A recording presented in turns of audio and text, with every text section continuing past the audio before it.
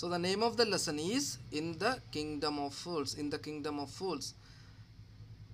In the Kingdom of Fools is an interesting story of a kingdom run by a foolish king. So actually in this lesson we can see a kingdom. This kingdom is running by a fool, a king. The king was also fool. One day a saint and his disciple reached the kingdom.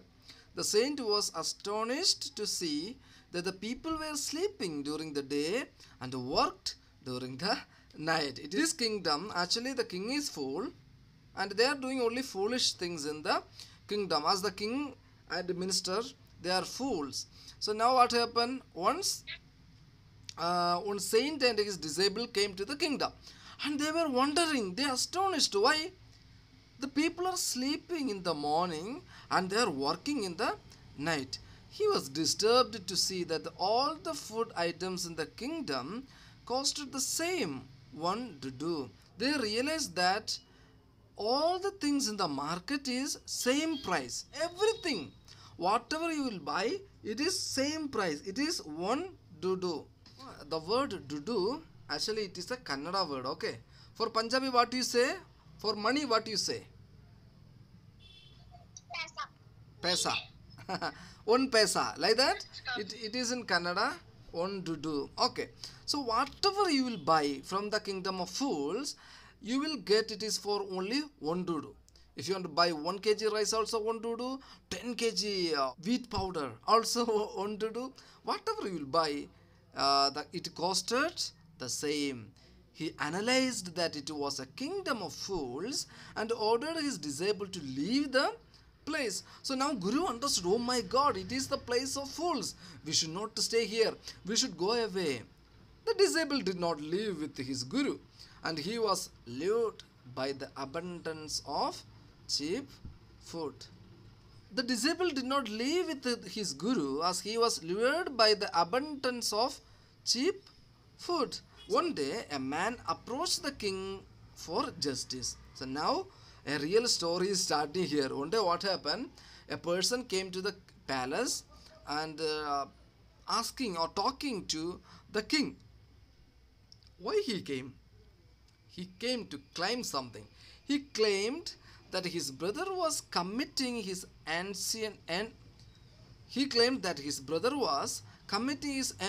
trade of theft, and during that the wall of a man's house fell on him and he died. So now what happened? This man came and saying that, my dear king, respected king, my brother, he was following the same job from my ancient trade. What is the ancient trade they were having? What is the job they were doing? Stealing. His father, his grandfather, his family all were a thief. So my brother also became thief and it is his ancient trade. And when he went to steal something from a man's house, the wall fell on him and he died. The wall from the man's house fell on the body of my brother and he died. He asked the king to get him compensated. So now what happened? I need justice. My brother went to steal something from a man's house and the wall broke and fell on him and died. I need justice. Is it good or bad, my dear children? Is it good? You imagine you are going you imagine your brother is going to steal and he fell down somewhere and died. You are going and asking to the king, see, my brother went to Ramu's house and the building broke and fell on him and he died. I need justice. Is it good? It's a foolish thing, right? So asking. I think we have this story in Hindi. Okay, good. So actually the king also fool and the people also became fool. The entire kingdom became fool. So he came for the justice. As the king was foolish, he did not analyze that the dead man was a criminal. On the contrary, he tried all the people who were involved in the death of the theft. The rich merchant who was the owner of the house, whose wall had broken, the man who had built the wall, the dancing girl, due to whom the builder had built a weak wall, and the goldsmith, because of whom the dancing girl had to move around in the street that day. Now, this is a very important point in the lesson. You have to underline this all the people main all the characters in the lesson. Now it is very difficult for you to remember, but you have to underline and remember. Now, as the king is full, what he did, he started to call the people one by one. Whose home is that? So a rich merchant came and he said, it is my home, but it is not my mistake. It is a problem of bricks layer who built the wall. The man who had built the wall is the culprit. So now the king is calling the man who built the wall. He came and said, oh my dear king, it is not my mistake. It is the mistake of a dancing girl.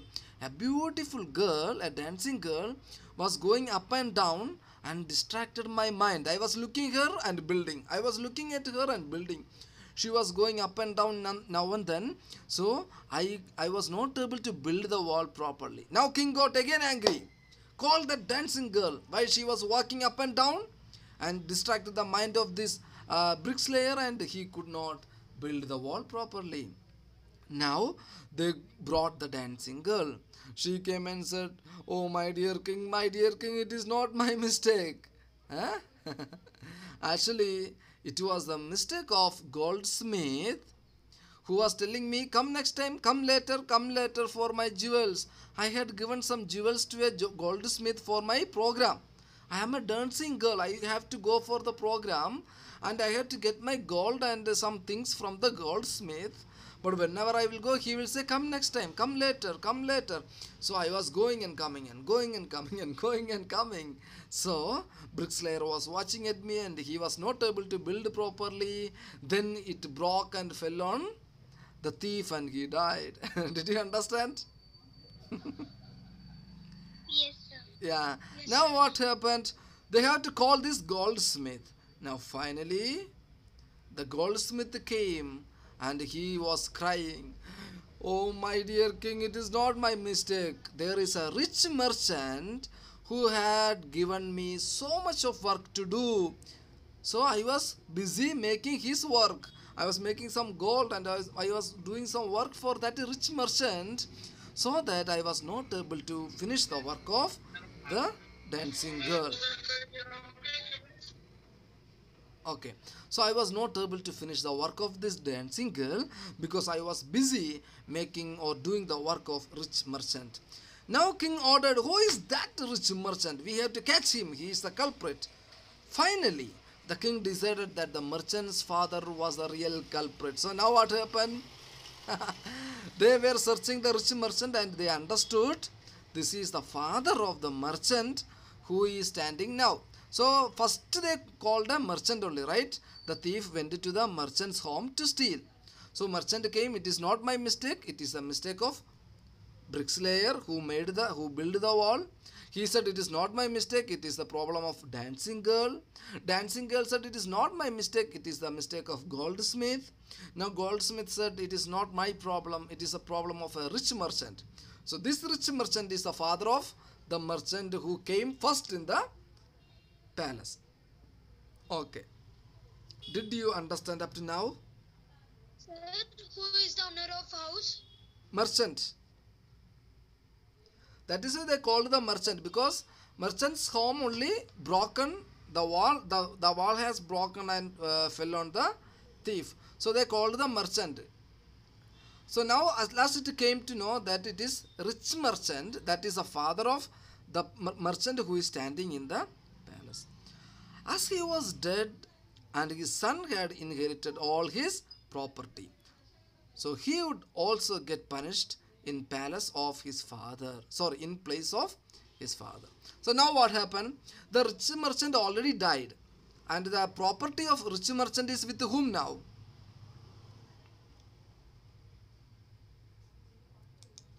See, the rich merchant, in the time of rich merchant only, the wall everything built. But the rich merchant died now. And who is using all his properties now? Huh?